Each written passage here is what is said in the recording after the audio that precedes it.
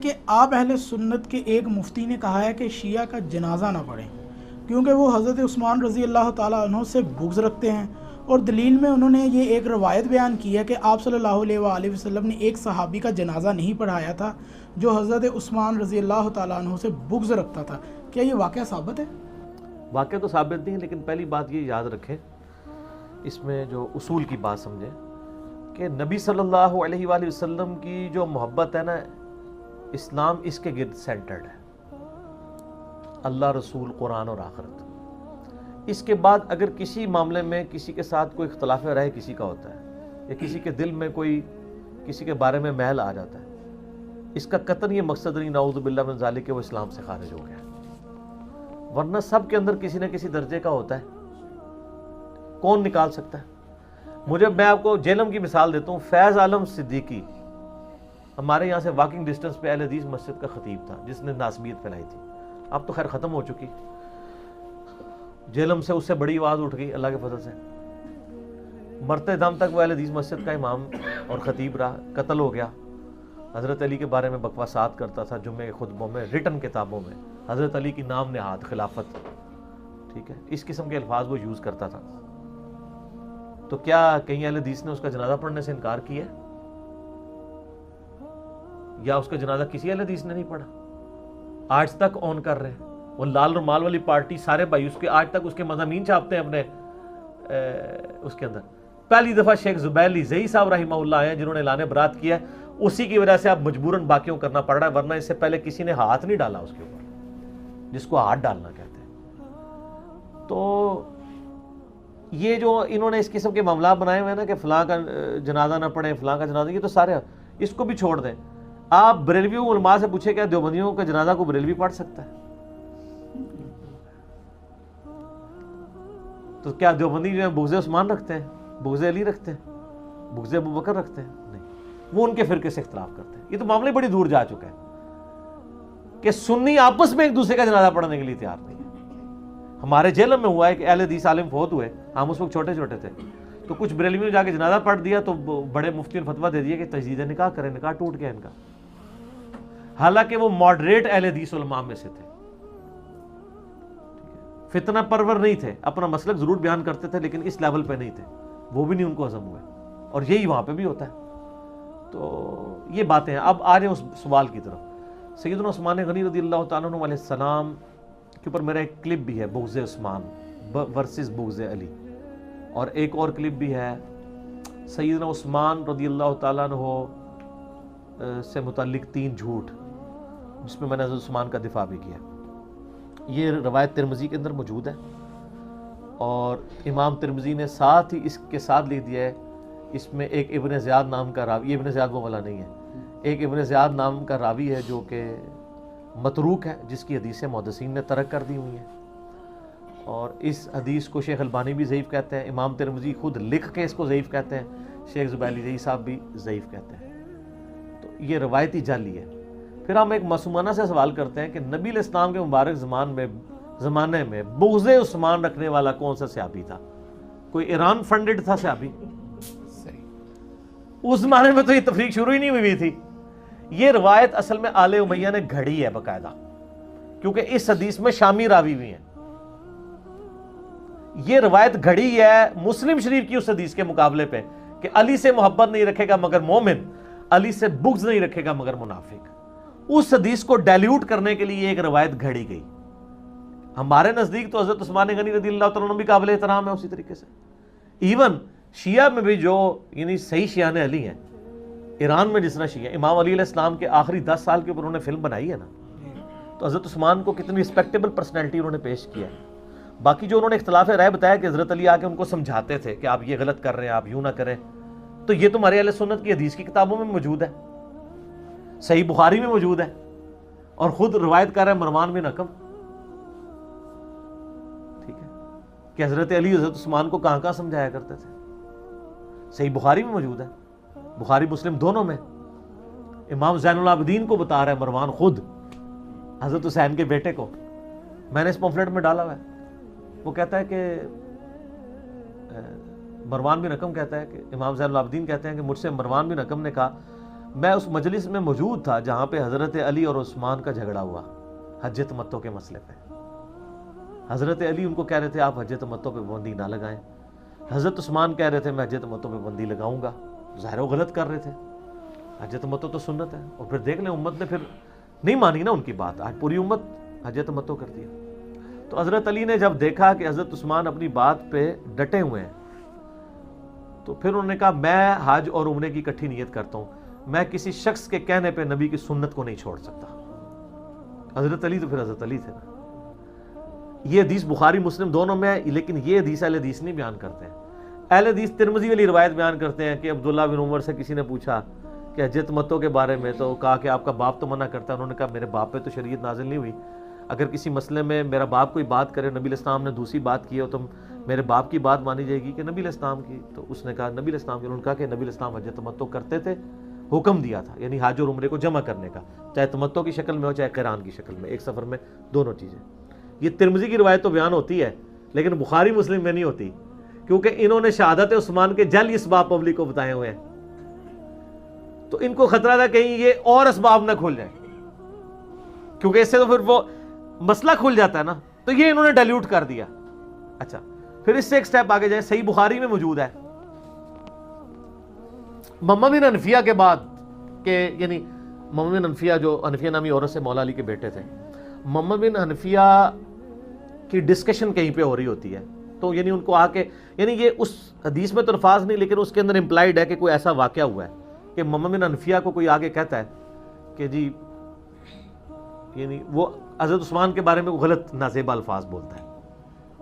تو محمد بن حنفیہ اسے روکتے ہیں. تو آگے سے وہ ان کو تانا دیتے ہوئے کہتا ہے کہ آپ کے باپ بھی علی بن ابی طالب بھی تو عثمان کے خلاف تھا. ٹھیک ہے, یہ جتنی میں نے بات کی یہ بخاری میں لکھی نہیں, لیکن بخاری کی شروحات میں ابن حجر اسقلانی ہوں, داؤد راز ہوں, اہل حدیث کے سب لکھتے ہیں کہ یہ ایک واقعہ ہوا تھا. اب اگلے جو الفاظ ہیں وہ بخاری کے ہیں, میں نے اس پمفلٹ میں بھی ڈالے ہوئے ہیں, اس سے آپ کو پتہ چل جائے گا وہ بالکل ٹھیک کہہ رہے ہیں. تو محمد بن حنفیہ کہتے ہیں, یہ بخاری کے الفاظ ہیں, محمد بن حنفیہ کہتے ہیں کہ میرے باپ نے اگر عثمان کی مخالفت کرنی ہوتی نا تو اس دن کرتا کہ جس دن لوگوں نے آ کے عثمان کے گورنروں کی شکایت کی مولا علی سے کہ وہ مال غنیمت میں خرد بد کر رہے ہیں, ٹیکس کھا رہے ہیں, یہ کچھ کر رہے ہیں. جس طرح ہمارے پرائم منسٹر صاحب کو جب شکایتیں ہوئی تو انہوں نے کچھ وزیر فارغ کیے ہیں نا, ٹھیک ہے نا, کچھ کے نیب میں بھی کیسز گئے ہیں. تو آ کے شکایت کی مولا علی کو کہ یہ گورنر کر رہے ہیں اور آپ اس وقت امت کے امام ہیں, بہت بڑی شخصیت ہے, آپ ہی جا کے حضرت عثمان کو سمجھائیں. تو محمد بن حنفیہ کہتے ہیں میرے باپ نے اگر مخالفت کرنی ہوتی نا عثمان کی تو اس دن کرتا. کہ جب یہ بات حضرت علی کو پہنچی نا تو حضرت علی نے مجھے نبی علیہ السلام کا لکھوایا ہوا ایک نسخہ دیا کہ مال غنیمت کو یعنی بیت المال میں مال کیسے تقسیم کرنا ہے پبلک کے اندر, جو نبی علیہ السلام کی وصیتیں تھی لکھی ہوئی مجھے دیں, اور کہا کہ حضرت عثمان کو کہو کہ اس کے مطابق اپنے گورنروں کو حکم دیں. تو کہتے ہیں میں وہ خود لے کے نسخہ حضرت عثمان کے پاس پہنچا تو حضرت عثمان نے کہا یہ واپس لے جاؤ, مجھے اس کی کوئی حاجت نہیں, سے فلاں یعنی واپس لے جاؤ. تو حضرت محمد بن حنفیہ کہتے ہیں کہ یعنی یہ اتنی سخت بات تھی کہ حضرت علی نے اس کو بھی برداشت کر لیا, یار نبی کی بھیجی ہوئی کتاب کو واپس کر دے اور کہ مجھے کوئی ضرورت نہیں ہے. تو وہ کہتے ہیں محمد بن حنفیہ کہتے ہیں میں نے واپس آ کے حضرت علی کو جب بتایا نا تو حضرت علی نے خاموشی اختیار کی, کہا کہ اس کو جہاں سے اٹھایا تھا وہیں رکھ دو. تو ان کا اس دن میرے باپ نے مخالفت نہیں عثمان کی ہے اور ٹالریٹ کیا ہے, تو امت کے مفاد کے اندر. اچھا اس کی شرح میں پتہ لوگ کیا لکھتے ہیں, وہ کہتے ہیں جی حضرت عثمان نے ان کو کہا کہ نہیں یہ واپس لے جاؤ, میرے پاس اس کی فوٹو کاپی موجود ہے, بریکٹ پہ خود سے ہی فوٹو کاپی اگر موجود ہوتی تو اس کے مطابق وہ تقسیم کر رہے ہوتے نا. پھر محمد بن حنفیہ جو بیان کر رہے ہیں کہ اگر میرے باپ نے مخالفت کرنی ہوتی نا تو اس دن کرنی چاہیے تھی. مراد یہ کہ محمد بن حنفیہ وہی سمجھ رہے ہیں جو ہم سمجھ رہے ہیں, فوٹو کاپی نہیں ہے, انہوں نے وہ تحریر واپس کی ہے, اور محمد بن حنفیہ اسے گستاخی سمجھ رہے ہیں کہ نبی کی لکھی ہوئی تحریر واپس کی ہے. ورنہ اگر فوٹو کاپی ہو تو محمد بن حنفیہ کہتے نہیں, انہوں نے خود ہی بتایا کہ میرے پاس کاپی موجود تھی, تو اس کو گستاخی طرح لیتے. یہ جتنے بھی چکر بازیاں کرتے ہیں نا وہ حدیث کے الفاظ خود حفاظت کر دیتے. یہ سر جعلی اسباب نہیں ہے, اسبائی پارٹی نہیں ہو پائی, ریال پارٹی ہو, اسبائی پارٹی نہیں ہے, یہ بخاری مسلم نے بتا دیا اصلی اسباب کیا ہیں. منافقین کا جنازہ پڑھانے والا جو ایشو تھا عبداللہ ابن ابی کا, سورہ توبہ میں آیت نازل ہوئی کہ آپ اگر ان کے لیے 70 دفعہ بھی مغفرت کریں نا ہم ان کی توبہ قبول نہیں کریں گے، یہ اللہ اور اس کے رسول کے باغی ہیں.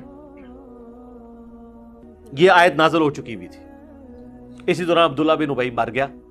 غزوہ تبوک کے بعد جب منافقین کھل کے سامنے آ چکے، نبی علیہ السلام کو منافقین کے نام بھی بتا دیے گئے تھے جو حذیفہ بن یمان کو بتائے، اور آپ علیہ السلام کو غلبہ بھی حاصل تھا.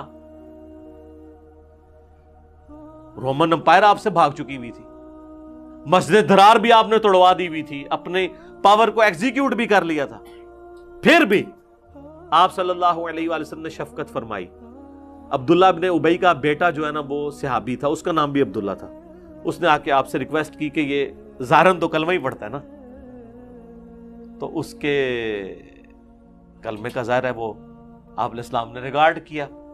حالانکہ کئی بار حضرت عمر نے اجازت مانگی کہ یا رسول اللہ اجازت دیں اس کا گلا کاٹ دیا جائے. آپ فرمایا کہ چھوڑ دو، لوگ کہیں گے یہ اپنے ساتھیوں کو قتل کرواتا ہے. تو سیدنا عبداللہ جو عبداللہ ابن ابی کا بیٹا تھا، اس نے ریکویسٹ کی تو آپ نے اپنا کرتا دیا. مسلم شریف میں تو بڑی ڈیٹیل سے احادیث موجود ہیں، بخاری میں بھی ہے. اور قبر میں اتارا، لعاب دہن مبارک منہ میں ٹپکایا. اسی دوران جب نبی علیہ السلام جنازہ پڑھانے جا رہے تھے تو سیدنا عمر سامنے آ کے کھڑے ہو گئے، کہا یا رسول اللہ آپ کو تو اللہ تعالیٰ نے منع کیا ہے جنازہ پڑھانے سے. یار جو بات حضرت عمر کو سمجھ آ رہی تھی رسول اللہ کو سمجھ نہیں تھی کیا؟ نعوذ باللہ. سوچنے والی بات ہے، یقیناً سمجھ تھی، لیکن وہی بات جو شفقت والا عنصر جو آپ کے اندر تھا نا وہ ڈومیننٹ تھا. آپ کے الفاظ دیکھیں کیا ہیں، بخاری و مسلم میں دونوں میں حضرت عمر نے کہا کہ یا رسول اللہ آپ کو اللہ نے منع کیا ہے. حضرت عمر اللہ کی منشا کو سمجھ چکے ہوئے تھے، نبی علیہ السلام بھی سمجھتے تھے، لیکن آپ علیہ السلام نے وہی پھر اجتہاد کیا اپنی شفقت والا. اور یہ ظاہر ہے یہ زیادہ انٹیلیجنٹ کام ہوتا ہے کہ آپ کوئی ایک پہلو ڈھونڈ لیں، پازیٹیو اینگل. آپ فرمایا کہ عمر اللہ تعالیٰ نے مجھے اختیار دیا ہے، اے نبی چاہے آپ ان کے لیے مغفرت کی دعا کریں یا نہ کریں، آپ 70 دفعہ بھی کریں گے میں قبول نہیں کروں گا. حالانکہ اس جملے کی جو سختی ہے وہ بتا رہی ہے کہ اللہ تعالیٰ منافقین سے کس طرح اعلان برات کیے ہوئے ہیں. اس اعتبار سے سیدنا عمر جو رزلٹ نکال رہے تھے وہ بالکل ٹھیک نکال رہے تھے کہ جب، اور پھر سورہ توبہ کی وہ آیات تو اس سے پہلے نازل ہو چکی تھی، حالانکہ وہ قرآن کی ترتیب میں بعد میں آتی ہیں. وہ 113 نمبر کہ کسی مومن، کسی نبی اور مومن کے لیے شایع نہیں ہے کہ اسے یہ پتہ چل جائے، خواہ اس کا کوئی قریبی رشتہ دار ہی ہو کہ وہ کفر پہ مرا ہے، کہ اس کے لیے دعائے مغفرت کرے. تو جنازہ کیا ہوتا ہے؟ دعائے مغفرت. وہ آیت اس سے پہلے نازل ہو چکی تھی. تو حضرت عمر بالکل صحیح رزلٹ پہ پہنچے تھے کہ بھئی ایک نبی کے شان نہیں ہے کہ وہ ایک منافق کے لیے دعا کرے جبکہ اس کی منافقت کھل بھی چکی ہے. نبی علیہ السلام نے پلی لی دوسری والی آیت سے، جس طرح وہاں پہ بھی آپ علیہ السلام نے پلی لے لی تھی سورہ محمد کی آیت سے، یہاں پہ آپ علیہ السلام نے سورہ توبہ کی دوسری آیت سے لی کہ اے نبی تم مغفرت کی دعا کرو یا نہ کرو، 70 دفعہ بھی کرو تو ہم نہیں معاف کریں گے. دونوں طرف آپشن موجود تھا. حالانکہ اس آیت کو دیکھا جاتا جس میں کہا گیا کسی مومن کے اور نبی کے شان نہیں یہ کرے، تو یقین حضرت عمر نے جو رزلٹ نکالا تھا نا کہ آپ کو اللہ نے منع کیا، وہ بالکل صحیح کہا تھا. وہ اس آیت کے تحت سمجھ رہے تھے کہ منع ہے. تو آپ علیہ السلام فرمایا کہ اگر مجھے پتا چل جائے نا کہ 70 سے زیادہ دفعہ کرنے سے مغفرت ہو جائے گی تو میں وہ بھی کروں. حالانکہ آپ علیہ السلام کو یہ بھی پتا تھا کہ 70 کا عدد محاورتاً بولا جا رہا ہے، یہ نہیں کہ 71 دفعہ کرنے سے ہو جائے گی. یہ ساری باتیں آپ کو پتا تھی. لیکن حریص علیکم بالمؤمنین رؤوف الرحیم، اور اس سے بھی بڑھ کے وما ارسلناک الا رحمۃ للعالمین. یہ آپ علیہ السلام کے اندر جو شفقت کا پہلو تھا نا بہت ڈومیننٹ تھا. تو آپ نے پلی لے لی اس کی کہ اللہ نے اختیار دیا ہے کرو یا نہ کرو، تو ٹھیک ہے میں کر لیتا ہوں. اور حضرت عمر نے کہا کہ یہ نبی اور اہل ایمان کی شان پلس اللہ تعالیٰ کا غصہ جتنا منافقین پہ ہے، سورہ توبہ بغیر بسم اللہ کے نازل ہوئی ہوئی ہے جی، مستدرک الحاکم میں موجود ہے صحیح سند سے کہ مولا علی سے کسی نے پوچھا یہ بسم اللہ کیوں نہیں ہے سورہ توبہ سے پہلے، تو انہوں نے کہا سورہ توبہ تو ننگی تلوار کے ساتھ نازل ہوئی ہے، اس کے پہلے بسم اللہ کیسے ہو؟ وہ تو اللہ کی صفت رحمان اور رحیم ہے، تو وہ اس لیے بسم اللہ کے بغیر نازل ہوئی ہے. تو یہ سورہ توبہ کی ساری آیات ہیں. خیر آپ علیہ السلام نے جنازہ پڑھایا، اپنے ہاتھوں سے دفنایا، کرتا پہنا دیا، لعاب دہن ڈالا. کتنی شفقت ہے. اس کا الٹیمیٹلی یہ فائدہ ہوا کہ منافقین کے دل میں نبی الاسلام کے لیے نرم گوش آیا، اور کئی لوگوں کو ہو سکتا ہے اللہ نے ایمان کی دولت سے نواز دیا ہو، یا جو ڈاواں ڈول تھے وہ اپنے ایمان میں مضبوط ہو گئے حضور کی شفقت کی وجہ سے صلی اللہ علیہ وآلہ وسلم. خیر جب جنازہ پڑھا کے فارغ ہوئے دفنا کے، تو پھر قرآن کی آیات نازل ہو گئی سورہ توبہ کی کہ آئندہ کے بعد نہ تو آپ نے کسی منافق کا جنازہ پڑھنا ہے، نہ اس کی قبر پہ کھڑا ہونا ہے. بالکل کرٹیکلی، صرف جنازہ نہیں، قبر تک بھی نہیں جانا. تو وہ یعنی وہ نازل ہوئی جس سے اللہ تعالیٰ نے اپنے جلال کا مزید اظہار فرمایا کہ یہ جو کچھ ہونا تھا وہ ہو گیا. اب اس میں ایک لطیف نکتہ ہے. مجھے بتائیں جب حضرت عمر روک رہے تھے نبی علیہ السلام کو، اس ٹائم وہی بھی تو آ سکتی تھی. این اس موقع پہ رسول اللہ کو روکا جا سکتا تھا، یہ پاسبل تھا. اللہ کے لیے وہی بھیجنا کو مسئلہ تھا. تو اللہ تعالیٰ اپنے نبی کی خواہشات کا بھی بعض اوقات خیال رکھتا ہے. یہ ایک شفقت اور محبت کے اعتبار سے کہ ٹھیک ہے یہ ایکٹیویٹی پرفارم کر لے بعد میں ورنہ حضرت عمر جو پہلے کہہ رہے تھے نا کہ آپ کو اللہ نے روکا ہے، تو نبی علیہ السلام ڈائریکٹ کہہ سکتے تھے کہ تم نے کس آیت سے غلط رزلٹ نکالے، مجھے کوئی نہیں روکا. نبی علیہ السلام نے اس کو ویل لیفٹ کیا، فرمایا نہیں مجھے تو اللہ نے اختیار دیا ہے، کرو یا نہ کرو.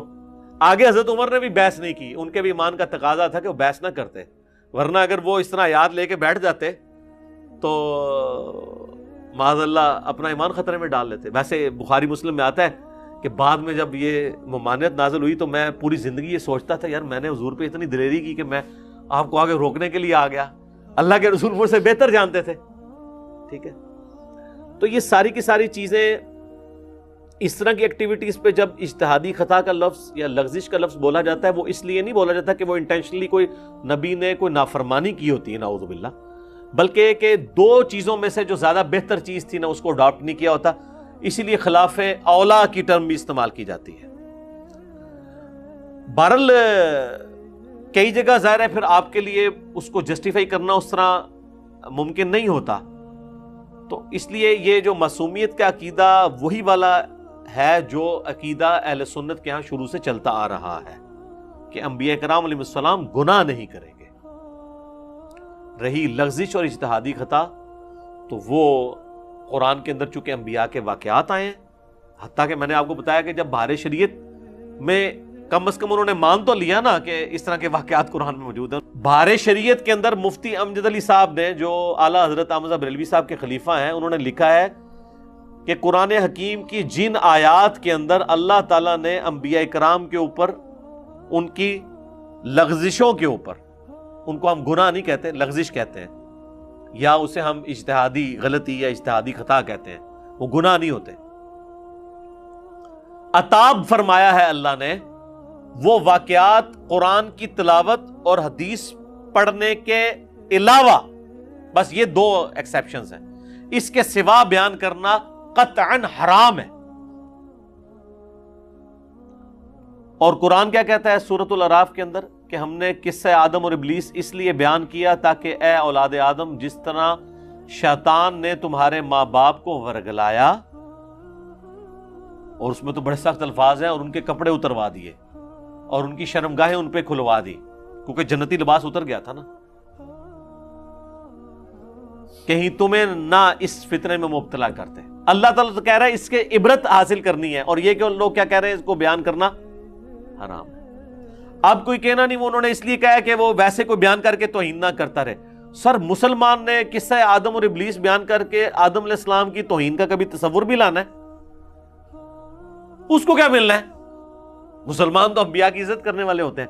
جب بھی بیان ہوگا وہ عبرت کے لیے بیان ہوگا، توہین کرنے کے لیے تو مسلمان نے تو کبھی نہیں بیان کرنا، خام خواہی کہانی بنا لی ہوئی ہے. تو بیسیکلی وہ اس کو تقریر میں بیان کو بھی حرام سمجھتے ہیں اور کہتے ہیں تلاوت کرنے. تلاوت کا مطلب ہے عربی، اردو نہیں. عربی پڑھنی ہے ان لوگوں کے سامنے جن کو عربی آتی نہیں ہے، تاکہ ان کو پتہ ہی نہ چلے کیا لکھا ہوا بیچ میں. اس لیے میرا تو کافی عرصے سے مطالبہ ہے کہ نان عرب کنٹریز کے اندر قرآن حکیم بغیر ترجمے کے چھاپنا جرم ہونا چاہیے. یہ تو آپ جان بوجھ کے لوگوں کو طوطا بنانے کی کوشش کر رہے ہیں. پاکستان کے آئین میں شک ہونی چاہیے کہ پاکستان میں کوئی قرآن بغیر ترجمے کے شائع نہیں ہوگا. عربی اور ترجمہ، چاہے نیچے لکھا ہو چاہے ایک پیج پہ عربی آ جائے، اگر وہ کہتا ہے نا کنٹینیوٹی رکتی ہے، تو آپ دیکھیں ترجمان القرآن والوں نے مولانا مودودی رحمہ اللہ تعالیٰ کا شائع کیا ہے ترجمہ، رائٹ والے پیج کے اوپر صرف عربی ہے اور لیفٹ والے پہ صرف اردو ترجمہ ہے، تو آپ کی کنٹینیوٹی بھی نہیں رکتی. اگر کسی نے صرف عربی پڑھنی ہے عربی پڑھے، اس نے اردو پڑھنی ہے صرف اردو پڑھتا جائے، لیکن بغیر ترجمے کے نہ چھپے، اور اس طریقے سے بغیر عربی کے بھی نہ چھپے، وہ بھی غلط ہے، کیونکہ ترجمہ کرنے والا بہرحال انسانی کوشش ہے، کہیں پہ اس کو خطا ہو سکتی ہے.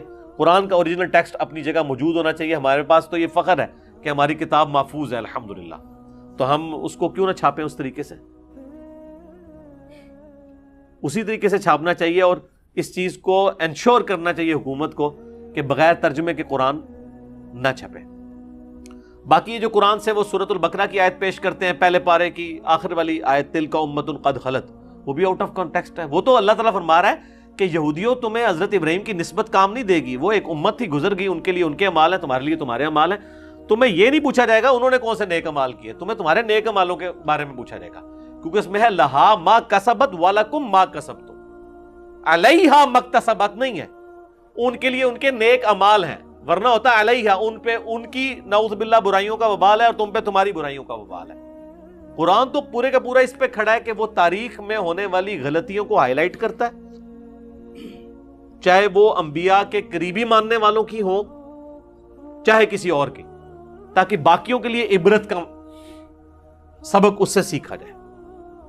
تو اسی لیے دیکھیں جو لوگ قرآن پڑھتے ہیں نا، وہ پھر کہنے پہ مجبور ہو جاتے ہیں کیا کہ مرنے سے پہلے اے مسلمان کر لے اس پہ غور، کتابوں کا خدا اور ہے بابوں کا خدا اور. وہ کہتے ہیں یار یہ تو دین ہی اور ہے، اس میں تو باتیں ہی کچھ ہو رہی ہیں. ہم جس طرح یہ کہہ رہے ہیں کہ جی میں نے قرآن ترجمے سے پڑھا ہے، تو مجھے تو قرآن پڑھنے کے بعد کوئی اور رزلٹ نظر آ رہا ہے، تو ظاہر ہے جو ہے وہی نظر آ رہا ہے نا. اب اس کی بجائے گستاخی کا فتویٰ لگا دینا بجائے سمجھانے کے، یہ غلط اپروچ ہے. ہم نے کوشش کی ہے کہ اوورال ایک ڈاکٹرن کلیئر کی جائے، باقی جس کو شوق ہے نا اس پورے ٹاپک کو سمجھنے کا، تو اس کے لیے مسئلہ نمبر 88A اور 88B، عصمت انبیاء کے عقیدے پہ شبہات کا تحقیقی جائزہ. 8 سے 6 سال پہلے میں نے بڑے مہذب انداز میں آہستہ آہستہ ایک ایک آیت پڑھ کے سمجھا کے اس کو ریکارڈ کروایا. یہ لیکن یہ کہ ایک کلپ کی فارم میں ایک نٹ شیل کے اندر ایک گفتگو میں نے کر دی تاکہ آپ کو اوورال ایک ڈاکٹرن کلیئر ہو جائے اور آپ کو یہ معاملات سمجھنا آسان ہو جائے. اور انشاءاللہ آپ دیکھیں گے، ہم تو بہت پہلے اس چیز کو بھانپ گئے تھے اور اب تو یہ کھل کے سامنے آ گئی چیز کہ اب مستقبل کا دور یہی ہے کہ ہر چیز علمی ڈسکشن میں ٹیبل ٹاک کے اوپر آئے گی.